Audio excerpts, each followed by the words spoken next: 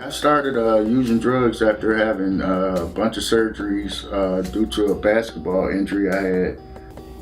The pain was just so unbearable sometimes that, I just wanted to get high. That was the only thing that eased my pain was taking the prescription meds. And, I was just constantly abusing them. I never thought that I would get addicted to it. And I actually became addicted to pain meds because that's all I wanted to do, was take pain meds to where it could just consume my whole life. I mean, I didn't want to work anymore. I didn't want to associate with anybody. I looked in the mirror and I said, I didn't even know who that person was looking back at me. And that's when I knew that, I had to get help. As painful as it sounds, that I didn't want anybody to know that, I was addicted. But, I had to admit to myself that, I need help. I called HRC. I seen a commercial and I called the number. The next day they flew me down here. And from day one, I was committed to getting, myself together. I was welcomed, They made me feel like I was a person, not a drug addict. I had things on the inside that was hurting me, like my wife's death, my mother and father's death, that I was hiding on the inside and didn't talk about. And I realized that I was hiding that in for so long, and I was also using the prescription drugs, I guess, as a way to deal with that pain. But once I got all that out, and start opening up by hearing other people share their stories, I mean, it made me feel a whole lot better.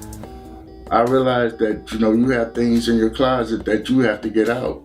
My wife died of a car accident and she was bleeding internally and I didn't know she was bleeding internally on the inside. So, I left the hospital to go home and get her some clothes ready. When the phone rang at 3:15 that night, it was the doctor and he was telling me to come back down because my wife had taken a turn for the worse. And I was like, what are you talking about? My wife was fine when I left. But my wife was dead when the doctor had called me and he couldn't tell me that over the phone. And, it was like my whole world ended.